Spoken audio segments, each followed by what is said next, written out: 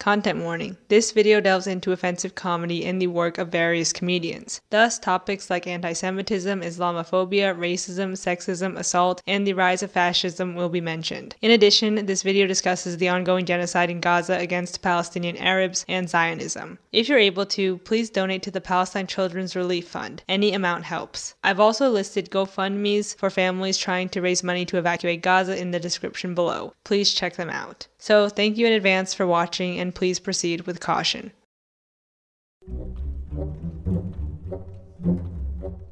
You know what? It's not your life. It's life. Life is bigger than you, if you can imagine that. Life isn't something that you possess. It's something that you take part in and witness.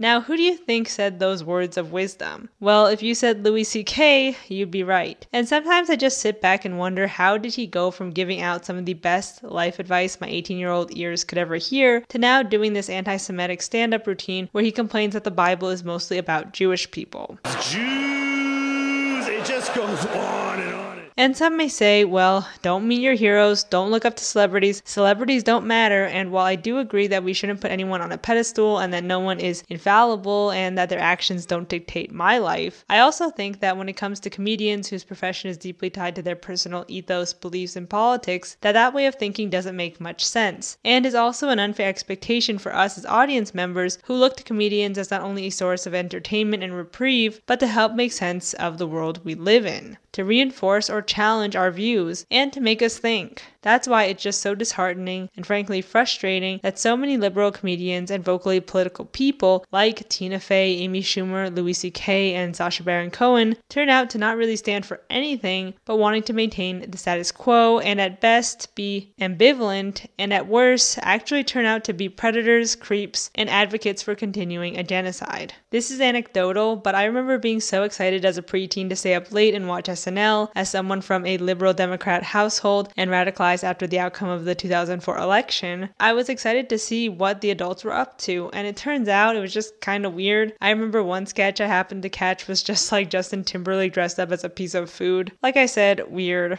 I think what stands out to me the most about this era of post-2004 liberalism and comedy is how it leaned into the smugness of it all. We joked at how dumb rednecks were for believing in creationism, and how they were so idiotic they voted against their own interests, and laughed at their southern accents and how poor and uneducated they were without actually taking their beliefs seriously, and we later paid the price, but didn't really learn from it either.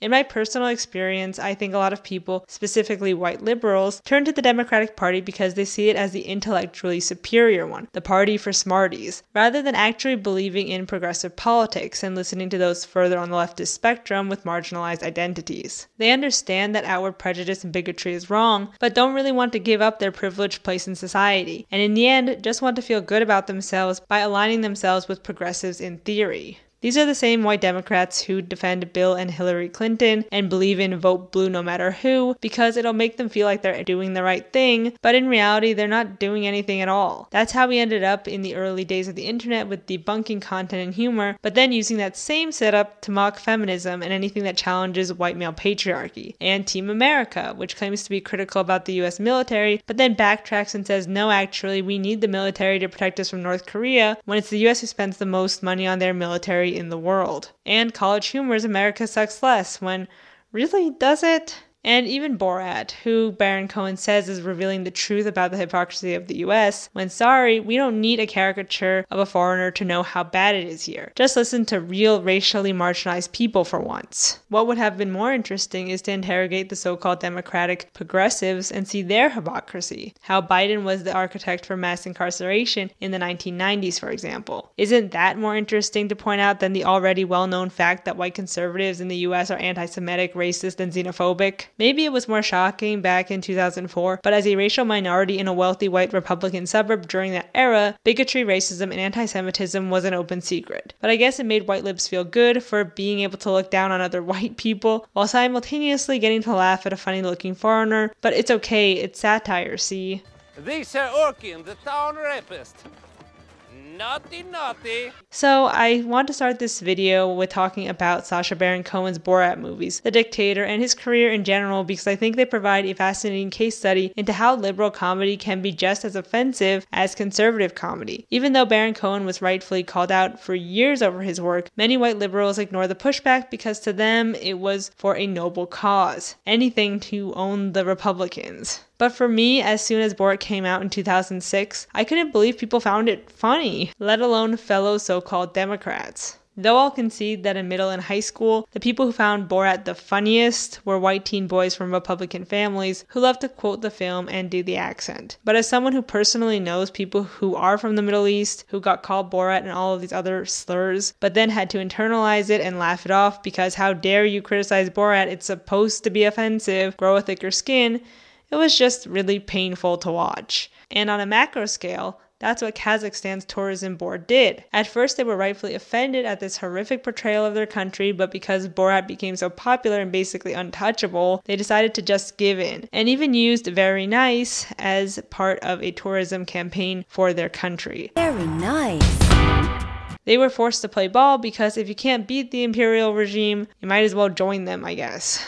As Edward Lucas, senior advisor and fellow at the Center of European Policy Analysis, wrote in 2020, Borat's humor is innocent fun if you're rich, powerful, and secure in your ethnic, linguistic, and cultural identity. It's a lot less funny if you're from a country that most outsiders can't find on a map, or from a region that is still struggling to escape decades of enforced isolation. The British Serbian Venca Goldsworthy notes that Borat's Kazakhstan is a flag of convenience, embodying a medley of East European stereotypes. The region, she says, is the last refuge for feelings of superiority that can't be placed anywhere else, an idea she outlined in her 1998 book Inventing Ruritania, The Imperialism of the Imagination. Yet making these objections is hard. When the Kazakh government complained about the hurtful depiction of their country and people in the first Borat film in 2006, the result was just more mockery. The sequel, equally insulting, has prompted no protest at all from authorities, but an eloquent objection from Kazakh activists abroad. The letter written by the Kazakh American Association reads, "Considering today's socially aware political climate, why is a racist film which openly berates, bullies, and traumatizes a nation comprised of people of color an acceptable form of entertainment that meets Amazon's ethical values? Why is our small nation fair game for public ridicule?" And as some of you commented, it's as simple as that. If the main takeaway from your work of art is more bigotry, more mockery, more xenophobia, specifically towards Kazakh and Muslim immigrant groups in the US and in the country itself, then what are you actually doing? You could rationalize it all and say, oh, he's not Middle Eastern, he's from Central Asia, he's not Muslim, he follows the way of the hawk. But that doesn't cancel out the harm he perpetuated, especially post 9/11. Like at the end of the day, you have to ask yourself, is all of this even worth it? And to me, sorry, it's not. Throughout college, so-called progressives I knew loved Baron Cohen, loved The Dictator, and when I lived with the foreign exchange students, the other American ambassadors thought it would be great to have a movie night watching The Dictator, and I just couldn't believe it. Yes, there's some interesting points to be made about how the US is run like a dictatorship, but couldn't you do it in any other way? Did you have to pretend to be a Muslim Arab dictator whose goal it is to blow up Israel with nuclear weapons, when in reality it's the US and the Israeli military who are committing atrocity after atrocity against Palestinians? Or is that just an inconvenient truth?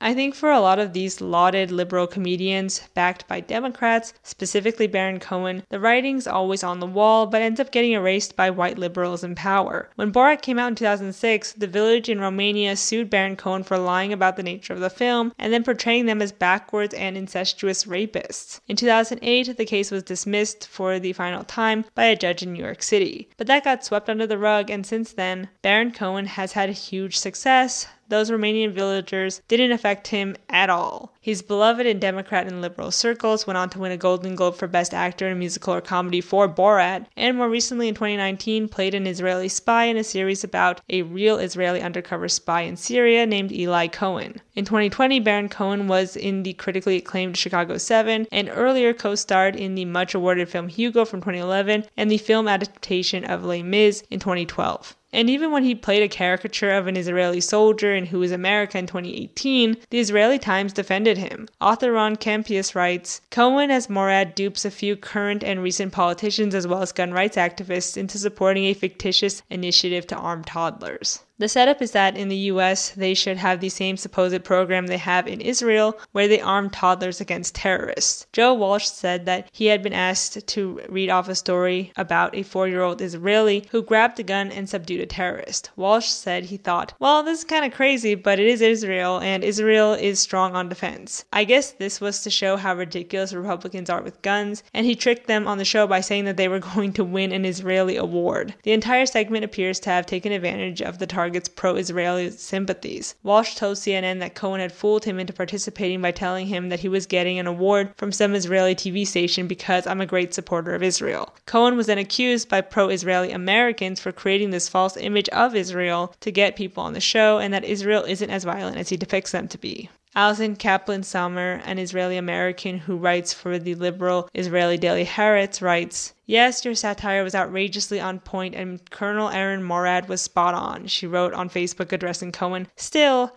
bad enough that Israel gets demonized for things it actually does. You have to go on and make horrifying fake stuff up. Satire or not, I'm afraid the American public is going to be left with the impression that we are, in fact, gun fans when the truth is our gun control is a million times stricter than in the US. On the other hand, Israeli writer Noga Tarnopolsky thought Cohen's blows landed on two worthy targets. Sacha Baron Cohen deployed the weirdo fetishization of Israel and Benjamin Netanyahu personally among right-wing wingnuts in an utterly clarifying way, she tweeted. How Bibi became a cult-like object for the gun rights people is beyond me. The author concludes, Cohen for sure is a shock comic, but he's also a satirist and one intimately acquainted with Israel. He speaks Hebrew, grew up in a Zionist youth group, and spent summers there. His mother was born in Israel, and he has family there. It appears on early evidence that Cohen's target is not pro-Israel per se, or even right-wing pro-Israel, but a strain of Israel support that imagines Israel as its own distorted reflection, and not what it is. Again, this article is from 2018. And though I guess it's interesting how he at times tries to be critical of Israel and their violence, as well as rightfully attacks conservatives for their die-hard love of guns, expose how many of them are predators, see Roy Moore's lawsuit against Cohen from 2021, and how stupid they are that they would fall for this stunt/prank, in recent months he's made his stance on the ongoing genocide very clear. Not only by playing an Israeli war hero, but in 2023 when he publicly supported fellow comedian Amy Schumer, who was calling and is still calling for the continuation of the murder and genocide of Palestinians, many of whom are women and children. Though the comment seems to be referring to the anti-Semitism that they have both endured as Jewish people, it's clear that Schumer wasn't talking about anti-Semitism, but rather expressing Zionist views. In short, Zionism is the support of an ethnic state for Jewish people, a project which began in 1897 in which Zionist Jews claimed what is today the settler colony of Israel as their homeland, without taking into account that there were already Arab Palestinian people of both Muslim and Christian faiths living there alongside other religious and ethnic groups, including Jewish people. Israel today is essentially a colonized state backed by the US and Western European powers who have an invested stake in that area both due to political as well as economic reasons. For the past 100 years, Palestinian Arabs have been murdered and displaced in an ongoing genocide as the self-identified Israeli settlers have colonized their homeland. And this outward support by both Cohen and Schumer, but mainly Cohen, as a lot of his work is based on this foreign other that's either used as a pawn to get people to say the quiet part out loud, or is a caricature of a foreign devil without actually bringing to light how many dictators throughout history have been backed by US foreign interests, paints all of his work in a more sinister light. Because when you see Borat out of context as this frankly Middle Eastern or Central Asian looking caricature who hates Jewish people, it's not great and makes me wonder what Cohen's intentions really were. Was it to shed light on anti-Semitism and the growing fascist movement in the US? Or was it to create this foreign boogeyman to distract us from the fact that it's actually Israeli Zionist Jews in the Middle East throughout Syria, Palestine, and Jordan, making sure that Arab Muslims have nowhere to go? And so what if the character of Borat follows the way of the hawk if most people just see him as a Muslim terrorist? The same with the dictator, who again in the film explicitly wants to destroy Israel because he hates Jewish people. Anti-Zionism and anti-Semitism aren't the same. But I think for people like Cohen and Schumer, there's no difference, and they frankly can't see the hypocrisy they're perpetuating. In 2019, Cohen said that Holocaust denial and conspiracy theories that are spread on Facebook are incredibly dangerous. ourselves, and that if we deny the Holocaust, we're at risk of experiencing another. Those who deny the Holocaust aim to encourage another one. And yet, when a Holocaust is happening, when world leaders are saying a genocide is happening in Gaza, Cohen's response is to push to ban TikTok because of how it's creating the biggest anti-Semitic movement since the Nazis. And though I don't doubt that TikTok is full of hate, anti-Semitism, and Holocaust denial in particular, as well as on Facebook, which Cohen has also rightfully called out, knowing what I know now about him and his past work, it's hard to not think that maybe he's just upset we can see Israeli crimes against humanity in real time. Anti-Semitism is real, and something I'm glad he works to bring awareness to. Homegrown fascism is no joke and it's happening in our backyards. But one thing that I feel is glossed over that is very hypocritical that Cohen could point out but chooses not to is how the US co-opts anti-Semitism in order to continue their attack on Gaza and Palestinian people. The US military and president claim to be the good guys, but then don't see how they're persecuting a different group of people for their religion and ethnicity in the name of progress and inclusivity. No nation should be an ethno-state, and Jewish people should be safe everywhere, not just in a settler colony. And as many pointed out, it's scary that Biden thinks that the only safe place for Jewish people could be in Israel. What about your own country? It's this false posturing and equivalence that many liberals make that the Unite the Right rally from 2017 is the same as the 2024 college protest demanding justice and an end to genocide. That really makes me wonder, how would liberal comedians like Baron Cohen respond to all of this if it was happening under Trump? I get that it's hard as a minority to not get defensive about your identity, but it's also up to us as progressives and minorities to not pick and choose when it's convenient for us to speak out. It's important for us to be able to self-reflect and see when we could be causing harm and working to undo that and say, I'm sorry, I'll do better. And I hope one day that day comes, but at the same time, he and celebrities in general don't dictate my beliefs or my own actions, only I do.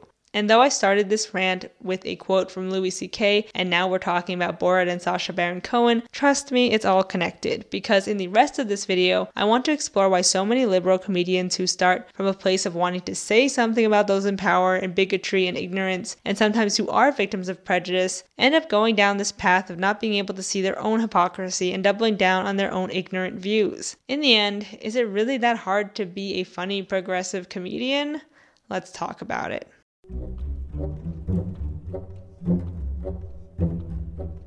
So before we get into the pipeline, I think it's important that we define what liberal comedy is, but before we can get to that, we need to talk about liberals. And for the sake of this video, I'm mainly only referring to white liberals who, like I said in the intro, are progressives in name only, lame duck Democrats. Think Joe Biden. They don't actually believe in radical change or more leftist politics, they just say they do to look and feel good. They know that being outwardly bigoted is wrong, and they see Republicans as stupid, and they're not stupid Republicans, they're intellectually superior Democrats. It's like the people on SNL.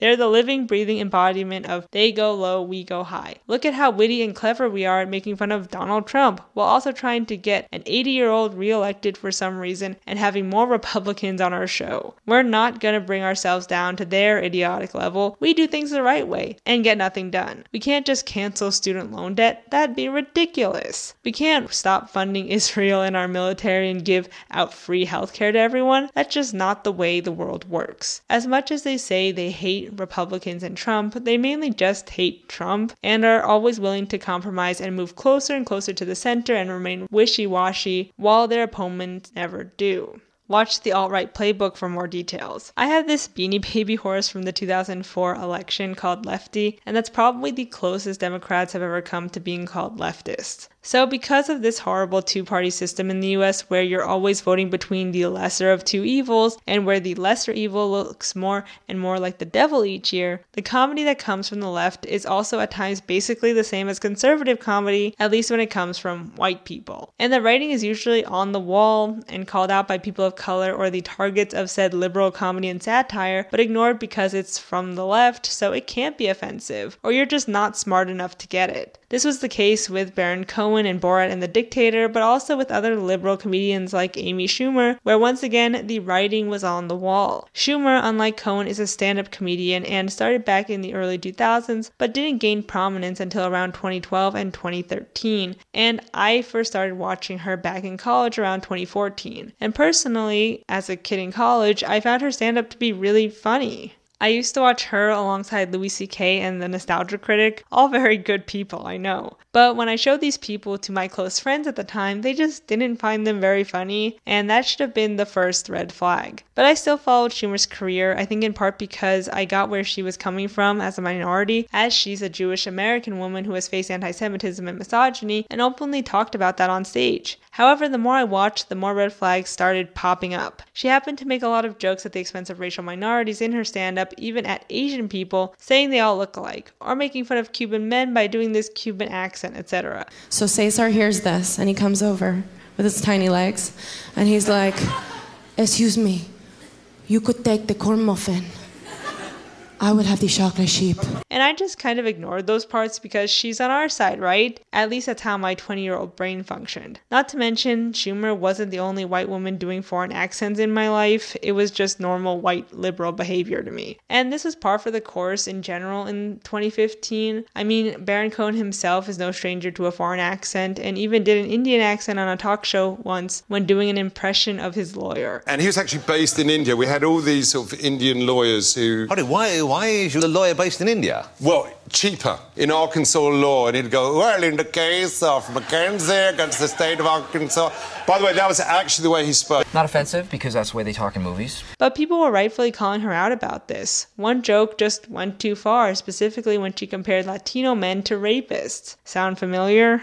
In 2015, Twitter user Martine Joel asked Schumer to explain her responsibility/value system as a storyteller. Joel specifically pointed to a joke Schumer once told during her stand-up act, "I used to date Hispanic guys, but now I prefer consensual." She responded, "I used to do a lot of short dumb jokes like this. I played a dumb white girl on stage. I still do sometimes. Once I realized I had more eyes and ears on me and had an influence, I stopped telling jokes like that on stage. I'm evolving as an artist," she added. "I'm taking responsibility and I hope I haven't hurt anyone. I apologize if I did." When Schumer was criticized in June in a Guardian article for having a shockingly large blind spot about race, she responded, "I will joke about things you like and I will joke about things you are uncomfortable with. And that's okay." She referred to the same routine of playing an irreverent idiot that makes dumb jokes involving race. "I enjoy playing the girl who from time to time says the dumbest thing possible, and playing with race is a thing we're not supposed to do, which is what makes it so fun for comics," she said. And I can't say this enough, but the writing is always on the wall with people like this. You can't be a dumb white girl but then know exactly where to hurt racial minorities. Racism isn't something that just dumb people do, it's something very intentional. Quite violent people in Arkansas. Oh, yeah, rednecks? Rednecks, yeah. rednecks, thank you. I wanted you to want say me the to say, offensive term yeah. rather than me. But because white libs think racism is something that only stupid people do, stupid Republicans, they think that they can just get away with it by ironically pulling out this race card and being like, "It's satire. I'm parodying stupid white people. Look how smart I am." What a joke. After this 2015 debacle and her Netflix movie Trainwreck, she took a break from stand-up until 2017, but by that time I had moved on. Today, Schumer herself is doing well. None of these criticisms really touched her. She was on Only Murders in the Building, the Food Network, and is the star of the series Life and Beth, is still upheld by Hollywood elite like Jennifer Lawrence, and was on the cover of April's Variety magazine, where she continued to hold fast on her views that the war against Palestinians is justified and encouraged readers to pick up Israel, A Simple Guide to the Most Misunderstood Country on Earth by Noah Tishby, an actress and model and former IDF soldier. Note, Tishby takes a Zionist stance in the book and criticizes the boycott, divestment, and sanctions movement as it pertains to the Israeli-Palestinian conflict. The book was published by Simon & Schuster. Before Schumer's turn, a lot of the good parts of her comedy came from subverting expectations and also the fact that she was relatable. She was just an everyday person. I just went to our homeland. Have you ever been to Miami? Yeah. And on top of that, because a lot of comedy that works well from a progressive standpoint punches up, she had good targets, the patriarchy in particular and anti-Semitism. Speaking truth to power is a key part of liberal comedy. Posturing yourself against the system and exposing bigotry is funny. The problem comes when you're no longer the victim. Schumer is a white woman who is protected by other white women and who weaponizes her persona of a dumb white girl as a reason why she sometimes did accents and told racist jokes. And though she seemed to acknowledge that, that in the past few months, she seems to have really just continued to make herself a victim in this cancel culture war or whatever, when in reality, Israel is the aggressor, not the victim, and her career continues to be fine. You can't keep playing the victim when we all know you're not. But she can't take responsibility because when you're a white lib, you can't see beyond your own point of view. The left has gone so center that the comedy styles aren't very different from one another. One just gets to pretend to be morally superior because they acknowledge bigotry is wrong, but still take part in it anyway. And the even bigger problem is that both sides, right and left, believe they're all punching up. They're all victims. The people on the right think that they're victims of the wokeness, and the people on the left think that they're the victims of progressives gone too far. In the end, to me, it seems as though a lot of these comedians who claim to be progressive and know better are only interested in activism and politics for their own sake, and that's a real shame. I do think Schumer has important things to say about abortion rights and how women are treated, and it's sad that they can't also be self-aware of how they could be perpetuating harm to people who don't look like them, and instead double down and continue to try to position themselves as the ones under attack. And this may lead us to the question, can progressive comedians only be victims? Like, would the most progressive comedian be the most oppressed person on earth? And I just think that kind of way of thinking is weird and plays into some sort of oppression Olympics. I think all people with progressive politics can be funny as long as they have that self-awareness and know when to take a step back and when to step up. But so few people really know how to do that, so instead they just get defensive and sometimes become radicalized to the right and revealed as major creeps. And that's what happened to Louis C.K. When I was in college, Louis C.K. was freaking huge, especially because he was a feminist, and I was starting to get into feminism and we just synced up. I watched his specials and even bonded with my roommates over his jokes. In 2013, Slate ran an article entitled The Feminist Comedy of Louis C.K. He famously made a joke in which he said, "How do women still go out with guys when you consider that there's no greater threat to women than men? We're the number one threat to women.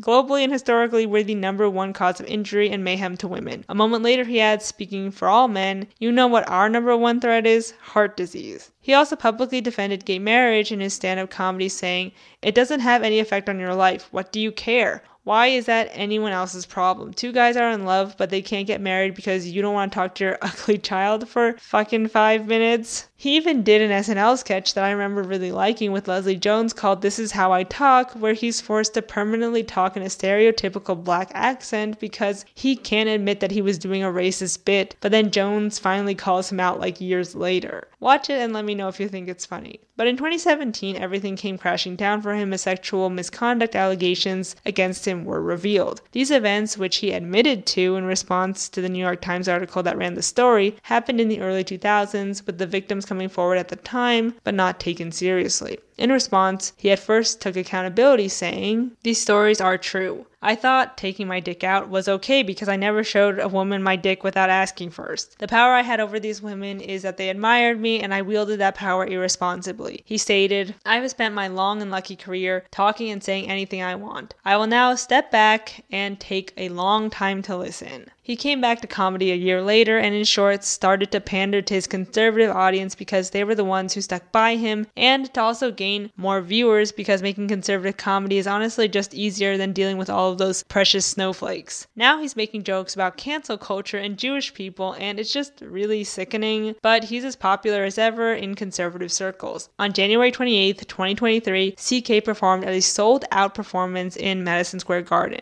The event was live recorded and aired on his website as the special Louis C.K. Back to the Garden. And I guess pandering to the right in a post-Trump world is just more lucrative and simpler because you can just make fun of anything liberals do and get a laugh. Conservative comedy is just constantly punching down when you think you're punching up, and maybe just a safer space for him as a cishet white guy. But honestly, after his past with women was revealed, it makes me wonder, is it pandering, or was he always just this awful guy? And I don't think it's that simple. People are complicated. He wasn't like this cartoon villain lurking in the shadows waiting to be revealed as a bad guy, but rather you can say very poignant things but still do bad things. He did own up to the allegations, but rather than actually doing anything about them and taking a few years off, he came right back in 2018. And he even complained about how hard it was for him to be publicly known as a sex offender, while also not seeing any real repercussions to his career, and didn't even try to work with female comedians and highlight and spotlight them and their work. Instead, he focused on how bad he had it. I guess for some people, it really is that hard to be a progressive comedian. And so many seemingly liberal and progressive comedians have gone down this path of doubling down, whether it be Dave Chappelle and his prodigy Matt Rife, who even performed at Chappelle's 50th birthday party, to Ricky Gervais complaining about new women in his latest transphobic rant. Oddly enough, Ricky Gervais's new special and Rife's special have the term nature in them, with the Gervais's being called supernature and Rife's being called natural selection. Rife is interesting as he was a rising comedian from my generation and grew a large following on TikTok. I even know fellow young people who enjoy his self-depreciating humor and how he openly talks about his mental health struggles. But honestly, when I first got wind of this guy, he gave me the ick. And I think I'm not alone in that. And guess what? It turns out he's just a big asshole who's doubling down and saying people are too sensitive, etc., etc. And that he's done pandering to women or whatever, even though that's his core demographic. And I was like, yeah, but I feel like if she could cook, she wouldn't have that black eye. One new comedian that I really enjoy is Ayo Edebiri, and she's seen a lot of well-deserved success, but also received some backlash from doing a joke with Republican Nikki Haley on SNL. And honestly, I just find it sad that liberal comedians tend to have to do this SNL circuit in order to get anywhere in their careers, because SNL is the place where any sort of liberal commentary goes to die. They're just too focused on pleasing their white boomer constituents who like Trump jokes than actually being critical of themselves and how the left is starting to look a lot like the right. They even had Chappelle on a few months ago. Like, what? And I think Tina Fey's advice to Edebiri and Bowen Yang, who I also really enjoy at the moment, is pretty telling. She says that they can't have public opinions anymore because they're too famous for that, and that they should learn from her. And that's interesting, not only because it's telling of the industry and how celebrities are used as pawns, distractions, and mouthpieces for the larger political institution, but also because what is Faye trying to say here? That she's been blasted for her own public opinions, or that she gave up the luxury of having personal opinions to be famous, and that's what they should do too? Is this all just a joke? I still really can't wrap my head around it, but Faye herself, though has faced unfair criticism and misogyny in comedy, has also had great success while also being kinda racist. Not only in the first Mean Girls movie, but in 30 Rock and SNL. Though she's corrected the racism in Mean Girls with race-blind casting, I just don't think the answer to making progressive comedy better is to dull down your own opinions, especially when Edebiri was kind of right about J-Lo. My name is Jennifer. Jennifer? Yeah, I used to live and my room was upstairs right there. Jennifer Lopez. Who's Jennifer Lopez? Me. I don't think rising comedians, especially comedians of color who identify with progressive politics, should just play ball and pander to SNL because that's the way things work around here, but rather interrogate the system that boxes in liberal comedy as something that can only be critical of Republicans in service of Democrats who aren't even that liberal to begin with. Progressive comedy isn't hard, but it is when the definition of liberalism is just upholding Democrats no matter what, and when white liberals specifically don't understand what taking accountability even means. In all, we need to dismantle this belief that just aligning yourself with a progressive party doesn't automatically make you progressive.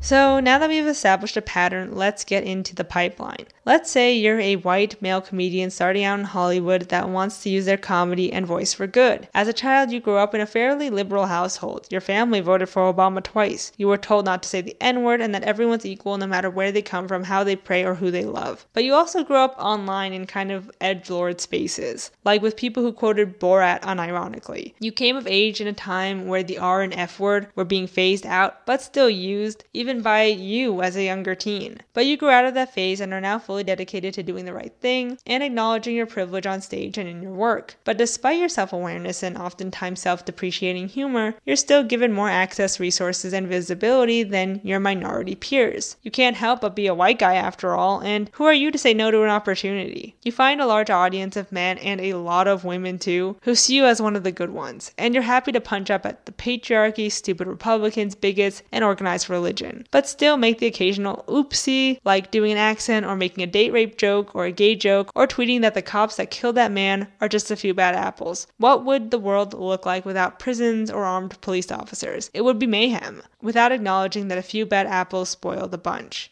But you apologize if you offended anyone, and all is forgiven by your mainly white, cis, straight audience. And to rationalize this questionable behavior to those who still aren't happy with your response, you open up about your struggle with being a comedian and being given so much attention. You open up about your mental health and how it's affected you as a white male living under toxic masculinity, and many people are won over once again. But then something escalates. Maybe the left goes too far in your eyes and your identity and worldview feels like it's now being personally attacked. Now we have to learn pronouns you've grown, or now they're making your favorite movie more diverse, or a reality TV star gets elected president and you suddenly feel invincible. Maybe the power gets to your head and you're inappropriate with a colleague and they cite a hostile working environment. Or perhaps you just make a joke that doesn't land, and this time you're done apologizing. I'm on your side, remember? You double down and become more enraged, alienating a lot of your audience, but finding a new one in the process. A conservative audience that validates your feelings about cancel culture and the wokes. And maybe you think this is for the best. It's easier this way.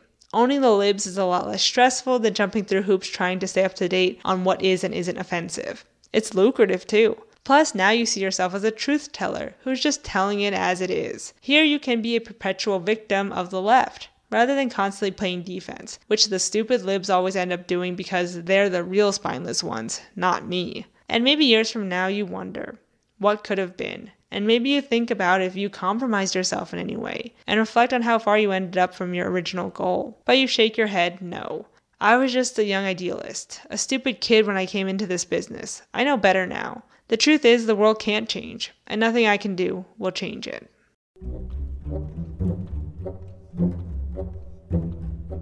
I feel like there's this well-established narrative at how politics are supposed to work as you age. You start out bright-eyed and bushy-tailed, ready to take on the world, make a change, but then the adult world and establishment gets you down, and you end up just as apathetic and cynical as other adults. You see older people gaffe at college students saying, when they grow up, they'll see how dumb and wrong they were. And I freaking hate that. Not only because it's not true, like there are older political activists who are still fighting for a more just world to this day, and young people who are just as bitter and mean as their older conservative counterparts, but also that's not the way it has to be. I quote this a lot on this channel, but it's not easy to see a world that's never been before. We shouldn't stop fighting for a better tomorrow just because those before us might have, or just because capitalism and racism and bigotry intentionally alienates us from one another and tries to tear us apart. And it's sad that this pattern is also reflected in so many artists' work and careers, especially progressive artists who had something to say, but then fell into this hole that so many do of not being able to see past their own noses. But I guess in the case of white comedians, it's not that surprising. As we talked about, many white comedians just co-opt liberal politics to not seem racist or bigoted, but actually are just as awful as those on the right. They just want to appear superior. And I'm happy to say that the kids are all right, and I hope to continue to fight alongside them. So in this video, we explored why liberal comedy falls flat a lot of the time, as well as the careers of many progressive comedians and their demise into the conservative pipeline, but also how the writing's almost always written on the wall, and how people of color and those with marginalized identities are the canaries in the coal mine that most people ignore. To conclude, we cannot and should not become apathetic. Comedians and celebrities don't dictate our lives and actions and our beliefs.